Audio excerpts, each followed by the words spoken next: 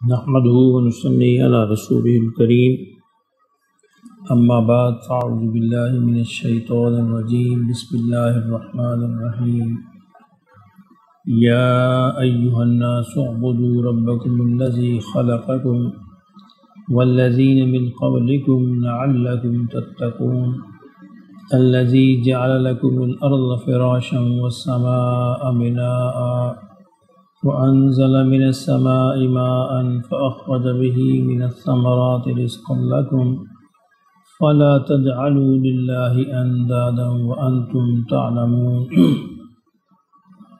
وإن كنتم في ريب مما نزلنا على عبدنا فأتوا بسورة من مثله وادعوا شهداءكم من دون الله إن كنتم صادقين فإن لم تفعلوا ولن تفعلوا فاتقوا النار التي وقودها الناس والحجارة أعدت للكافرين وبشر الذين آمنوا وعملوا الصالحات أن لهم جنات تجري من تحتها الأنهار كلما رزقوا منها من ثمرة رزقا قالوا هذا الذي رزقنا من قبل وأتوا به متشابها وَلَهُمْ فِيهَا أَزْوَاجٌ مُطَهَّرَةٌ وَهُمْ فِيهَا خَالِدُونَ صدق اللہ العظیم۔ اس سے پہلے ہم دیکھ چکے ہیں کہ مدینہ منورہ میں دو گروہ تھے۔ ایک گروہ علی الاعلان جو ہے مسلمانوں کی مخالفت کر رہا تھا اور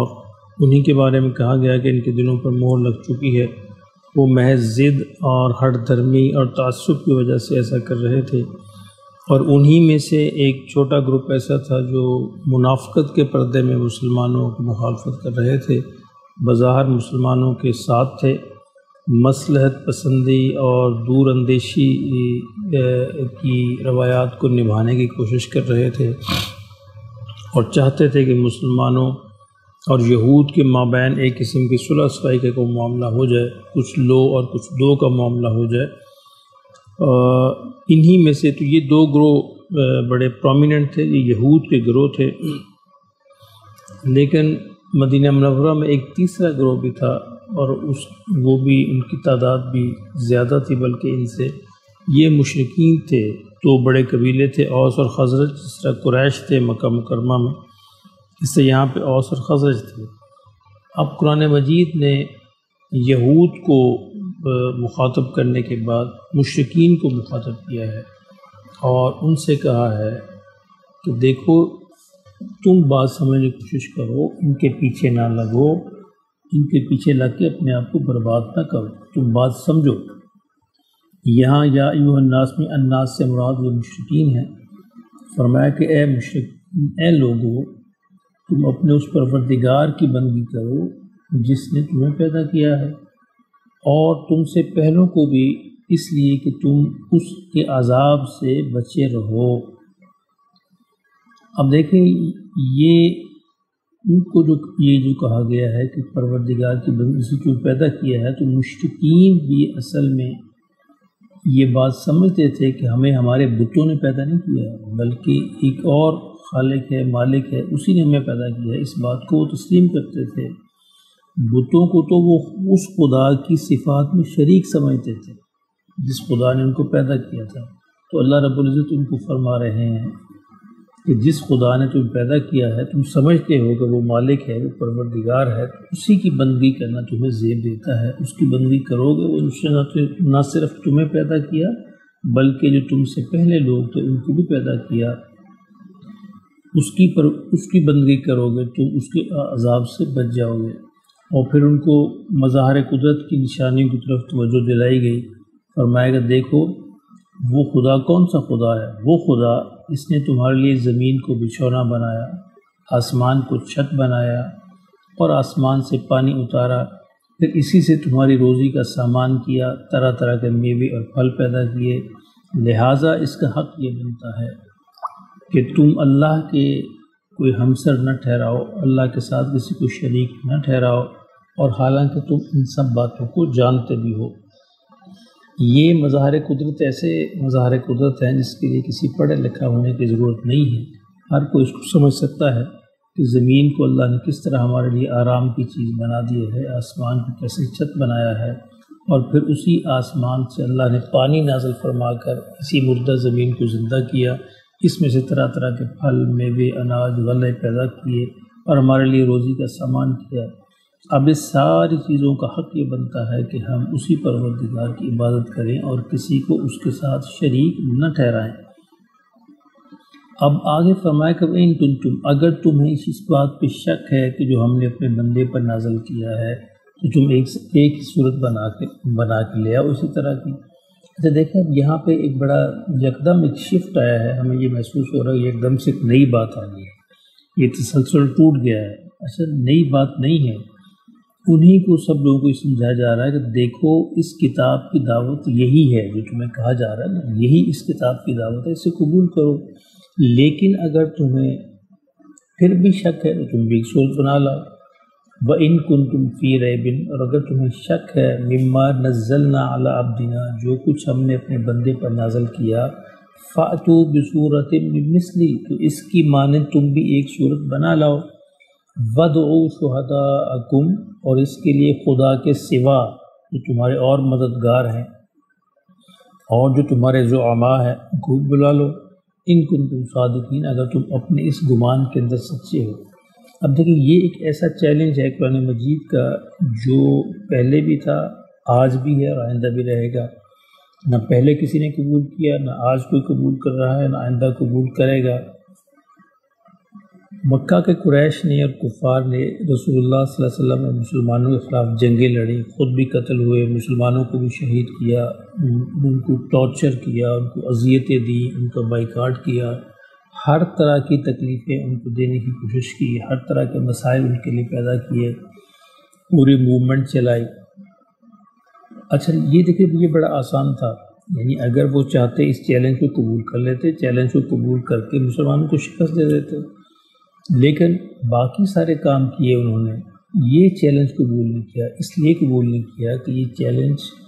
ان کے بس کی بات ہی نہیں تھی، اس طرح کا کلام بنانا۔ اب یہاں پہ بعض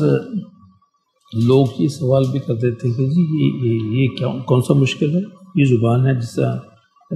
قرآن مجید عربی زبان کے اندر لکھا ہوا ہے، تو بڑے بڑے ادیب اور شعراء موجود ہیں، تو اس طرح کی باتیں کیوں نہیں لکھ سکتے؟ یہ بات بالکل صحیح ہے۔ دیکھیں کتنے برس، 1500 برس تقریباً ہونے لگے ہیں، تو لوگوں نے اس طرح کی حماقت کی ہے، کوشش کی ہے، اس طرح کلام بنانے کی کوشش کی ہے، لیکن خود غیر مسلم جو ادیب اور شعراء ہیں عربی زبان کے، انہوں نے ہی اس بات کو رد کر دیا کہ یہ تو اس کی کوئی مطابقت ہے ہی نہیں ہے، کوئی مشابہت ہے ہی نہیں ہے، یعنی کوئی بھی کمپیریزن نہیں بنتا قرآن مجید کا۔ دیکھیے اس پہ آپ غور کیجیے کہ جب بھی اس طرح کام کیا جاتا ہے تو میرے اور آپ کے کہنے سے بات نہیں بنے گی، بلکہ اس فن کے جو ماہرین ہیں وہ ڈیسائیڈ کریں گے کہ یہ بات واقعی صحیح ہے یا غلط ہے۔ مثلا فزکس کا کوئی معاملہ ہو تو میں جو مرضی رائے دے دوں، آپ جو مرضی رائے دے دوں، لیکن اس کی کوئی اہمیت نہیں ہوگی، یہ فزکس کے ماہرین کی بات چلے گی کہ واقعی یہ فزکس کی بات ہے یا نہیں ہے۔ اردو زبان کو لے لیجیے، اردو زبان میں کوئی بندہ شعر ایک پیش کر دے، کہا جی یہ اقبال کی طرح کے اشعار ہیں، یہ اقبال کے شعر ہیں، تو فوراً وہ بڑے ادیب و شعراء ہیں وہ کہیں گے بات ہے، اس کو شرم کرو، کہاں اقبال کے شعر اور کہاں یہ باتیں ہے ہی نہیں، اسی کوئی مثال، کوئی مشابہت ہے ہی نہیں اس کی۔ اب واٹس ایپ وغیرہ پہ بہت سارے لوگ جو ہیں مجھے شعر بھیجتے رہتے ہیں اور نیچے لکھتا ہوتا ہے اقبال، تو میں فوراً ان کو واپس جواب دیتا ہوں کہ بھائی یہ اقبال کے شعر نہیں ہے، تو وہ ہمیں کہیں گے مجھے کہ تمہیں کس طرح پتہ ہے کہ اقبال کا شعر نہیں ہے؟ اقبال کا اسلوب ہی نہیں ہے، اقبال کا سٹائل ہی نہیں ہے، اقبال کا بات کرنے کا ایک خاص انداز ہے، تو یہ بالکل اس کے ساتھ بات ملتی جلتی نہیں ہے، بنتی نہیں ہے۔ تو یہ معمولی سے انسان جو ہیں، اقبال اور غالب جیسے معمولی سے انسان جن کی حیثیت ہی کوئی نہیں ہے، ان کا مقابلہ نہیں کیا جا سکتا، ان طرح کا کلام بنانا ہمارے بس کی بات نہیں ہے کہ کہاں اللہ کا کلام، کہاں اس کا مقابلہ، یہ تو بالکل ہی ناممکن سی بات ہے۔ اسی لیے تو جو خود غیر مسلم ادیب اور شعراء جو ہیں عربی زبان کے، انہوں نے اس بات کو قبول کیا ہے کہ واقعی یہ بات سچ ہے، اس طرح کا کلام جو ہے بنایا نہیں جا سکتا۔ تاریخ کے اندر جو بھی ایسی کوششیں ہوئی ہیں خود انہوں نے اس بات کو رد کر دیا اور جھٹلا دیا۔ علامہ اقبال مرحوم اسلامیہ کالج لاہور کے پرنسپل ایک انگریز تھے اور ان سے ان کی دوستی تھی۔ تو ایک دفعہ کسی وہ انگریز جو پرنسپل تھے اپنی سی دوستی میں کہنے لگے اقبال سے کہ اقبال یار عجیب بات ہے، تم بھی اس بات کو مانتے ہو کہ محمد صلی اللہ علیہ وسلم پر وحی نازل ہوتی تھی؟ کیسی عجیب بات ہے، بالکل غیر عقلی سی بات ہے۔ تو اقبال مسکرائے، اقبال کہنے لگے کہ بھائی میں تو زیادہ مانتا ہوں۔ وہ کیسے؟ میرا تو ذاتی تجربہ ہے، جب میرے جیسے ایک عام انسان پر بنے بنائے اشعار، بنی بنائے غزلیں اور نظمیں نازل ہو سکتی ہیں تو محمد صلی اللہ علیہ وسلم پر قرآن کیوں نہیں نازل ہو سکتا؟ اقبال کہتے ہیں کہ بعض اوقات مجھے محسوس ہوتا ہے بیٹھے بٹھائے جو ہے کئی صفوں کی غزل اور نظم جو ہے یوں ہی لکھی جاتی ہے، ایسے محسوس ہوتا ہے جیسے اللہ کی طرف سے نازل ہو رہی ہو اور مجھے کوئی ایفرٹ نہیں کرنی پڑتی۔ تو وہ تو اللہ ہے، قادر مطلق ہے، اس کے لیے کون سا مشکل تھا کہ اپنے نبی پر قرآن کو اتار دیتا۔ تو یہ چیلنج جو ہے اللہ رب العزت نے دیا کہ تمہیں مسلمانوں کا یا رسول اللہ کا مقابلہ کرنے کی ضرورت نہیں، اگر تم ان کو شکست دینا چاہتے ہو تو یہ ایک صورت بنا کے لے آؤ۔ لیکن پھر اللہ فرمایا کہ لیکن اگر ایسا نہ کر سکو فَإِن لَمْ تَفْعَلُوا، پھر اگر ایسا نہ کر سکو وَلَن تَفْعَلُوا، اور تم ہرگز نہیں کر سکو گے، فَاتَّقُوا النَّارَ الَّتِي، تو اس آگ سے ڈرو جس کا ایندھن وہ انسان بھی ہوں گے جو شرک کرتے تھے اور وہ پتھر بھی ہوں گے جن کو پوجا جاتا تھا، جو شرک کا ذریعہ تھا۔ اعدت للکافرین، اور یہ آگ انہی منکروں کے لیے، انہی کافروں کے لیے تیار کی گئی ہے۔ تو اس آگ کا بڑا جو ذریعہ ہوں گے وہ انسان اور پتھر۔ کون سے انسان؟ جن کے دل شرک سے بھرے ہوئے ہیں، اور کون سے پتھر کہ جن کو خدا بنا کے پوجا جاتا تھا۔ مطلب یہ کہ یہی جسم جو ہے اس آگ کی مرغوب غذا ہوں گے، اور جو پتھر معبود کی حیثیت سے دنیا میں پوجے گئے تو ان کو پھینکا جائے گا، اور یہ جو ان کو پوجنے والے تھے ان کی تکلیف میں اور اضافہ ہوگا۔ لوگ یہ ہیں وہ پتھر جن کو تم دنیا کے اندر پوجتے تھے، تو ان سے وہ آگ بھڑکے گی۔ تو اللہ نے فرمایا اگر تم یہ چیلنج قبول نہیں کر سکتے تو پھر اس سے ڈرو۔ اور دوسری طرف فرمایا کہ وہ لوگ جو اللہ کی بات کو مانتے ہیں، وَبَشِّرِ الَّذِينَ آمَنُوا وَعَمِلُوا الصَّالِحَاتِ، اور پھر خوشخبری سنا دو جنہوں نے ایمان لائے اور جنہوں نے نیک عمل کیے، ان کو اس بات کی بشارت دے دو کہ أَنَّ لَهُمْ جَنَّاتٍ تَجْرِي مِن تَحْتِهَا الْأَنْهَارُ، کہ ان کے لیے ایسے باغ ہیں جن کے نیچے نہریں بہتی ہوں گی۔ كُلَّمَا رُزِقُوا مِنْهَا مِنْ ثَمَرَةٍ رِزْقًا، اور جب بھی ان کو کوئی پھل کھانے کے لیے دیا جائے گا، قالوا، وہ کہیں گے، هَذَا الَّذِي رُزِقْنَا مِن قَبْلُ، یہ تو وہی ہے جو اس سے پہلے ہمیں دیا گیا تھا۔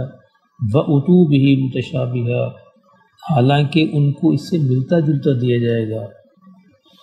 وَلَهُمْ فِيهَا أَزْوَاجٌ مُطَهَّرَةٌ، اور ان کے لیے وہاں پاکیزہ بیویاں بھی ہوں گی، اور وَهُمْ فِيهَا خَالِدُونَ، اور وہ اس میں ہمیشہ ہمیشہ وہاں پر رہیں گے۔ اچھا، یہاں پہ پھر وہی بات کہ ایمان اور اعمال صالح، یعنی صرف ایمان والوں کو نہیں، وہ ایمان والے جو عمل صالح کرتے تھے۔ عمل صالح ایمان کا لازمی جزو ہے، یعنی جس کو یہ دعویٰ ہے کہ اس کا ایمان ہے، اس کا اظہار ہونا چاہیے عمل صالح کی شکل میں۔ اگر عمل صالح کی شکل میں اظہار نہیں ہو رہا تو اس کا مطلب ہے کہ اس کا ایمان کا دعویٰ جو ہے وہ غلط ہے، خام ہے، ناقص ہے۔ بالکل سمجھیے، ایسے ہی سمجھیے جیسے ہم کہتے ہیں کہ ہم صحت مند ہیں، تو صحت کا اظہار ہوتا ہے، وہ بندہ کھاتا ہے، پیتا ہے، دوڑتا بھاگتا، چلتا پھرتا ہے۔ اگر ایک شخص جو ہے چارپائی پہ لیٹا ہے، نہ کھاتا ہے، نہ پیتا ہے، نہ دوڑتا ہے، نہ بھاگتا ہے، نہ چلتا ہے، نہ پھرتا ہے، اور دعویٰ اس کا یہ ہے کہ وہ صحت مند ہے، اس کا دعویٰ غلط ہے۔ لوگ کہیں گے کہ بھائی پھر تمہیں جو صحت کا اظہار ہونا چاہیے۔ بین ہی اگر کوئی شخص یہ کہتا ہے کہ وہ ایمان والا ہے تو پھر اس ایمان کا اظہار ہونا چاہیے عمل صالح کی شکل میں۔ تو اللہ رب العزت نے قرآن مجید میں جہاں بھی ایمان کا ذکر کیا اس کے ساتھ عمل صالح بھی لگائے، تو جہاں بھی یہی بات فرمائی کہ وہ لوگ اس خوشخبری کے حقدار ہیں جن کا ایمان بھی ہے اور جن کا عمل صالح بھی ہے۔ ان کو اللہ ایک ایسی جنتیں نصیب فرمائے گا، عطا فرمائے گا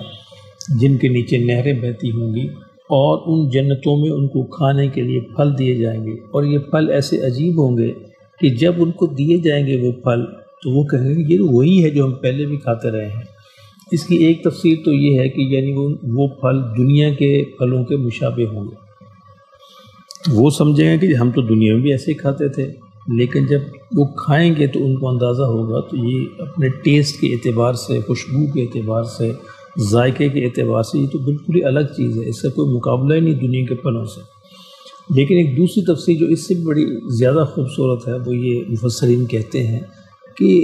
دنیا کے آپ چھوڑیں، جنت کے اندر بھی جب بھی انہیں کوئی پھل، مثلا ایک ہی پھل دیا جائے گا، آم ہے یا سیب ہے یا انار ہے، جو بھی ہے، آپ صبح 6 بجے انار دیا گیا اور پھر دوپہر 12 بجے انار دیا گیا، پھر شام 6 بجے انار دیا گیا، دیا انار ہی ہے یا آم ہی ہے، لیکن جو صبح 6 بجے کھایا تھا اس کا ذائقہ اور ہوگا، اور جب 12 بجے دن کو کھایا اس کا ذائقہ اور ہوگا، شام 6 بجے کھایا اس کا ذائقہ اور ہوگا۔ یعنی جنت کے اندر بھی اللہ اس کا اہتمام فرمائیں گے کہ ہر دفعہ ان کو ایک نیا ذائقہ نصیب فرمائیں گے، ہر دفعہ ایک نیا مزہ ان کو آئے گا۔ اللہ کے پاس ذائقوں کے، اللہ کے پاس مزوں کے بھی لا تعداد خزانے ہیں، بالکل ایسے ہی جس طرح اللہ کے پاس جو ہے انسانی شکلوں کے لا تعداد جو ہے لا انتہا خزانے ہیں۔ شروع سے لے کر آج تک کوئی انسان بھی آئیڈینٹیکل پیدا نہیں ہوتے، ان کے اندر کوئی نہ کوئی فرق ہوتا ہے، ایک دوسرے کے مشابہ نہیں ہوتے 100%۔ تو یہ خزانے ہیں اللہ کے پاس، کتنی ڈائیاں ہیں ان کی، اور کتنے سیمپل ہیں، اور کتنے خزانے ہیں، کتنے نقشے ہیں اللہ کے پاس شکلوں کے۔ اسی طرح اللہ کے پاس پھلوں کے ذائقوں کے بھی بے شمار لا تعداد جو ہے لا انتہا خزانے ہیں، اور اس کا اندازہ ہمیں جنت میں جا کر ہوگا کہ پھل ایک ہی ہوگا، اور ہر دفعہ جب اس کو کھائیں گے اس کا مزہ اور اس کا ذائقہ اور خوشبو نئی محسوس ہوگی، اور انسان کو نیا مزہ محسوس ہوگا۔ اللہ پاک ہمیں نصیب فرما دے۔ اور پھر فرمایا کہ صرف یہی نہیں بلکہ جنت میں ان کو پاکیزہ بیویاں بھی دی جائیں گی جو ان کے ساتھ وہاں رہیں گی، اور وہ ان جنتوں کے اندر ہمیشہ ہمیشہ رہیں گے۔ یہاں پہ عام طور پر لوگ یہ سوال کرتے ہیں کہ مردوں کے بارے میں تو یہ بہت کہا گیا کہ ان کے لیے پاکیزہ بیویاں ہوں گی، عورتوں کے بارے میں کیا ہوگا؟ بھئی عورتوں کے بارے میں بھی اس سے ویسا ہی اہتمام ہوگا جیسا مردوں کے لیے ہوگا۔ زوج کا مطلب جوڑا ہوتا ہے، عورت کو جس جوڑے کی ضرورت ہے، یعنی اپنی مخالف جنس کی مرد کی، تو عورتوں کو بھی مردوں کی وہ نعمت وہاں پر میسر ہوگی۔ لیکن قرآن مجید اس کا تذکرہ ان کھلے الفاظ میں اس لیے نہیں کرتا کہ عورت کے لیے قرآن مجید اس بات کا اہتمام کرتا ہے کہ عورت کی شرم و حیا کا یہ تقاضا ہے کہ اس کا ذکر کھلے الفاظ میں نہ کیا جائے، عورتوں کو محروم نہیں رکھا جائے گا۔ یہ بالکل ویسے ہی ہے جیسے باقی نعمتیں جو ہیں جنت کی مردوں کے لیے ہے، اس سے عورتوں کے لیے بھی ویسی ہی نعمتیں ہیں۔